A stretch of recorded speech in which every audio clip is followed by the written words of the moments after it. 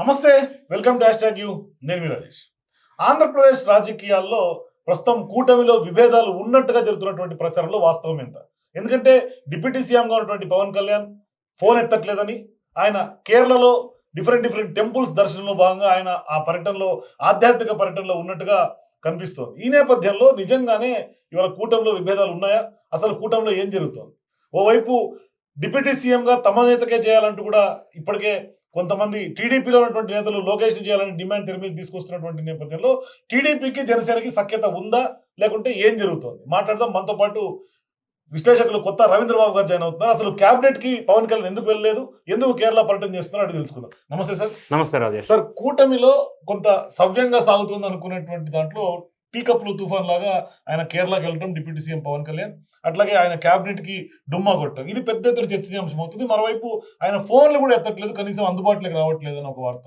ఇది నిజమా, లేదంటే జరుగుతున్నటువంటి ప్రచారమా? అసలు ఏం జరుగుతుంది కూటమిలో? ఈ విషయంలో మీరు ప్రస్తావించినట్టుగా కూటమిలో ఏం జరుగుతుంది, ఆంధ్రప్రదేశ్ రాష్ట్ర ప్రజలు ఏమనుకుంటున్నారనేది నిష్పక్షపాతంగా పార్టీలకు అతీతంగా విశ్లేషణ చేసే ప్రయత్నం చేద్దాం. ఆంధ్రప్రదేశ్లో కూటమి ఫామ్ కాకపోవటానికి ముందు కూడా పవన్ కళ్యాణ్ గారు ఇనిషియేషన్ తీసుకొని కూటమి ఫామ్ చేసిన వ్యక్తి అనేది అందరికీ తెలుసు. అప్పట్లో ఆయన బీజేపీతో క్లోజ్ ఉండి కూడా బీజేపీకి ముందుగా చెప్పకుండా చంద్రబాబు నాయుడు గారు అరెస్ట్ నేపథ్యంలో అప్పుడు డెసిషన్ తీసుకున్నారు. అందరూ ఆంధ్ర రాష్ట్ర ప్రజలు పవన్ కళ్యాణ్ డెసిషన్ అభినందించారు. ఆ విధంగా కూటమి కట్టడానికి ప్రధాన పాత్ర భూమిక పోషించిన వ్యక్తి పవన్ కళ్యాణ్. అక్కడి నుంచి మొదలైన ప్రయాణం, కూటమి ఫామ్ అవటం, గవర్నమెంట్ అధికారంలోకి రావటం, గడిచిన 8-9 నెలలుగా ఎన్డీఏ కూటమిలో భాగస్వామ్య పార్టీల మధ్య సఖ్యత బాగా ఉంది అని ప్రతిపక్ష హోదా కూడా లేని వైఎస్ఆర్ కాంగ్రెస్ పార్టీలో కొంత ఎసిడిటీ స్టార్ట్ అయిన మాట వాస్తవం. సో మీరేమో సఖ్యత ఉందంటున్నారు, కానీ బయట జరుగుతున్నటువంటి పరిణామాలు చూస్తే సఖ్యత కనిపించదు. ఆ రీజన్ని మనం అనాలిసిస్ చేద్దాం. ఇప్పుడు సఖ్యత లేదు, విభేదాలు వచ్చినాయి అని ప్రధానంగా పనిగట్టుకొని ఇది ఇగ్నైట్ చేసింది ఎవరు? వైఎస్ఆర్ కాంగ్రెస్ పార్టీ శ్రేణులు. వాళ్ళకేంటి లాభం? వాళ్ళ లాభం ఏంటంటే, కూటమిలో ఇంత సఖ్యతగా ఉండి ముందుకెళ్తే, రాష్ట్రం అభివృద్ధి చెందితే, ఎప్పటికీ కూటమి అధికారంలో ఉంటే వైఎస్ఆర్ కాంగ్రెస్ పార్టీ మనుగడ లేకుండా పడవ మునిగిపోతుంది. ఇప్పటికే అందరూ వైఎస్ఆర్ కాంగ్రెస్ పార్టీని వీడెళ్తున్నారు. సో వాళ్ళు ఇప్పుడు చేయాల్సిన వ్యూహాత్మకమైన కుట్ర ఏంటి అంటే, కూటమిలో చిచ్చు పెట్టాలి. అప్పుడు వైఎస్ఆర్ కాంగ్రెస్ పార్టీకి కొంత మైలేజ్ వస్తుంది. ఇది ఈ విధంగా కంటిన్యూ అయితే వాళ్ళకి నష్టం జరుగుతుంది. ఇందులో వ్యూహంలో భాగంగా వాళ్ళు స్టార్ట్ చేసింది ఏంటి? వాళ్ళ లక్ష్యం ఏంటంటే, పవన్ కళ్యాణ్ డిప్యూటీ సీఎంగా స్ట్రాంగ్గా నిలదొక్కునే ప్రయత్నం చేస్తున్నారు.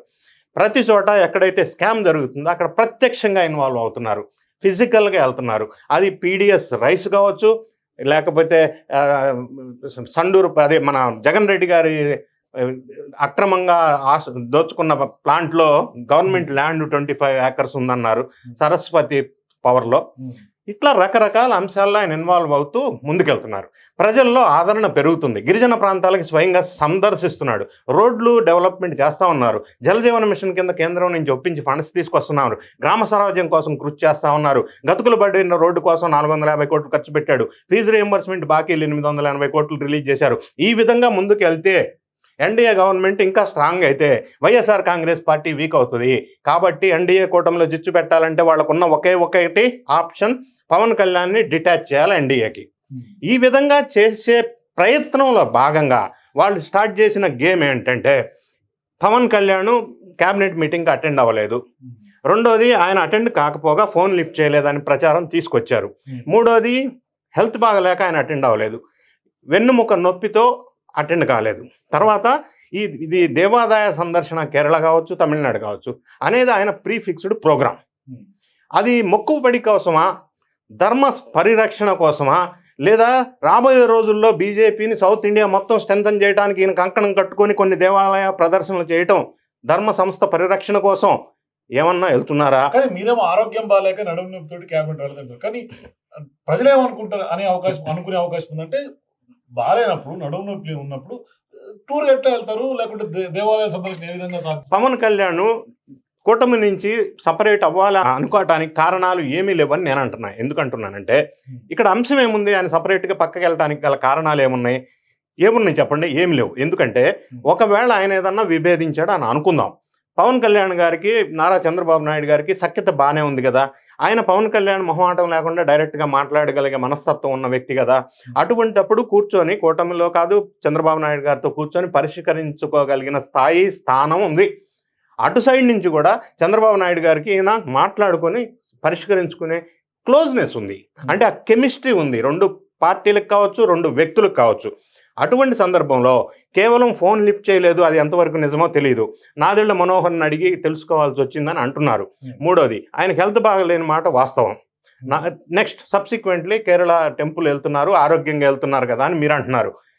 అది ప్రీఫిక్స్డ్ దేవాదాయ సందర్శన, అది మొక్కు కావచ్చు, ఇంకో రీజన్ కావచ్చు. అటువంటప్పుడు మనం దీనికి దానికి లింకప్ చేసి పవన్ కళ్యాణ్ని కూటమిలో నుంచి డిటాచ్ చేసేసి ఎన్డీఏని విభేదాలు సృష్టించి ఎంబీఏ గవర్నమెంట్ సక్సెస్ఫుల్గా దూసుకెళ్తున్న సందర్భంలో 9 నెలల్లో 6.5 లక్షల కోట్ల ఇన్వెస్ట్మెంట్, 4 లక్షల ఎంప్లాయ్మెంట్ జనరేషన్, ఇది పెద్ద జీర్ణించుకోలేని సంఘటనగా వైఎస్ఆర్ కాంగ్రెస్ పార్టీ భావిస్తుందాము. అందులో భాగంగా పవన్ కళ్యాణ్ని సపరేట్ చేసే ప్రయత్నం కుటిల రాజకీయ వ్యూహమేమో అని నేను విశ్లేషణ అనుకుంటున్నా. ఎందుకంటే పవన్ కళ్యాణ్కి నిజంగా ఇష్యూస్ ఉంటాయి.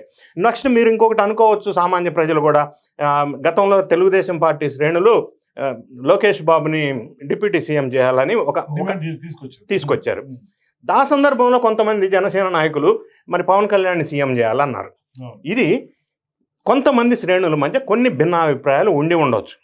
అయినప్పటికీ ఈ 2 అంశాలను కూడా కూటమి కానీ తెలుగుదేశం పార్టీ కానీ వాళ్ళ శ్రేణులకి ఇద్దరు 2 సైడ్ల నుంచి సంజాయించారు. ఈ టాపిక్ మాట్లాడొద్దు బయట అని సంజాయించి కంట్రోల్ తీసుకొచ్చారు సిచ్యువేషను. ఇది కూడా కొంతమంది రైజ్ చేసి ఉండొచ్చు, లేదా కొంతమంది వాళ్ళ నాయకుల మీద ఉన్న అభిమానంతో అట్లా కామెంట్ చేసి ఉండొచ్చు. తర్వాత వీళ్ళిద్దరు కలిసి సిచ్యువేషన్ కంట్రోల్ తీసుకొచ్చారు. ఈ విధంగా నార్మల్గా సిచ్యువేషన్ ఉన్నప్పుడు వీళ్ళిద్దరి మధ్య చిచ్చు పెట్టడం వైఎస్ఆర్ కాంగ్రెస్ పార్టీ చేస్తున్న కుట్రహం అని నాకు అనిపిస్తుంది. లేకపోతే ఇందులో అంత పరిష్కారం కాని విషయాలు వీళ్ళిద్దరి మధ్య ఏముంటాయి? ఇప్పుడు deputy CM Pawan Kalyan location deputy CM చేస్తానని చంద్రబాబు నాయుడు చెప్పలేదు కదా. మరి where is the problem, what is the problem with Pawan Kalyan? ఎక్కడ ఉంది అనేది నేను చూస్తే నిష్పక్షపాతంగా నాకు అనిపించట్లేదు. కూటమి వాళ్లే కావాలని ఇట్లా విభేదాలు సృష్టిస్తున్నారో అని నాకు అనిపిస్తుంది. ఇప్పటిదాకా ఇంత టీడీపీ జనసేన మధ్య క్లాషెస్ ఉన్నట్టుగా బయట పిక్చర్ కనిపిస్తున్నప్పుడు మరి బీజేపీ రోల్ ఏంటి ఇందులో? అసలు ఇప్పటిదాకా బీజేపీ ఎక్కడ రియాక్ట్ కావట్లేదు, మరోవైపు బీజేపీ ప్రేక్షక పాత్ర వహిస్తుంది. ఎవరు వద్దన్నా కాదన్నా the fact is fact. Pawan Kalyan Sanatana Dharma పరిరక్షణ అని ఎప్పుడైతే లైన్ తీసుకున్నారో బీజేపీకి దగ్గర అయిన మాట వాస్తవం. బీజేపీ పవన్ కళ్యాణాన్ని ప్రోత్సహిస్తున్న మాట వాస్తవం. అందులో భాగంగానే మహారాష్ట్ర ఎలక్షన్లో 11 నియోజకవర్గాల్లో ఆయన కాంటెస్ట్ చేస్తే, స్టార్ క్యాంపైనర్గా ప్రచారం చేస్తే 11 నియోజకవర్గాల్లో గెలిచారు. తర్వాత పవన్ కళ్యాణ్ మీద బీజేపీ వాళ్ళకి ఒక మంచి హోప్ ఉంది. సౌత్ ఇండియాలో ఈయన ఉపయోగించుకొని స్టార్ క్యాంపైనర్గా ఇది తమిళనాడు రాబోయే ఎలక్షన్ కానీ, సౌత్ ఇండియాలో అదర్ స్టేట్ ఎలక్షన్ కానీ ఈయన ఫాలోయింగ్, ఈయన ఫేస్ వాల్యూ ఉపయోగించుకొని లబ్ధి పొందాలని బీజేపీ ప్రయత్నం చేస్తున్నమాట వాస్తవం. అటువంటి పరిస్థితుల్లో ఇటువంటి విషయాల్లో బీజేపీ ఇన్వాల్వ్ అవ్వాల్సిన అవసరం లేదు. ఎందుకంటే పవన్ కళ్యాణ్కి బీజేపీకి బంధం గట్టిపడింది గడిచిన 9 నెలల్లో, కాబట్టి వాళ్ళు ఇన్వాల్వ్ కారు. అలాగని టీడీపీకి జనసేనకు కూడా బంధం వీక్ ఉందని నేను అనుకోవట్లే. అక్కడ రీజన్స్ ఏం లేవు, వీక్ ఉందని చెప్పడానికి కూడా రీజన్స్ లేవు. వైసీపీ కావాలని సృష్టిస్తున్నటువంటి వ్యూహంలో భాగంగానే నేను భావిస్తాను. Thank you sir. ఇది ఖచ్చితంగా ఆంధ్రప్రదేశ్ లో కూటమి సక్సెస్ఫుల్ గా ముందుకెళ్తున్నటువంటి నేపథ్యంలో దాన్ని జీర్ణించుకోలేనటువంటి వైసీపీని ఖచ్చితంగా కుట్రపూరితంగా ఇద్దరి మధ్య విభేదాలు ఉన్నట్టుగా కొంత సృష్టిస్తున్నట్టుగా ఖచ్చితంగా ఉంది అనేది రాజకీయ విశ్లేషణ. సో మీరు కూడా నిజంగానే కూటమిలో విభేదాలు ఉన్నాయా లేవా అని మీకు అనిపిస్తే మీ అభిప్రాయాలు కింద కామెంట్స్ తెలియజేయండి. For more videos please watch #.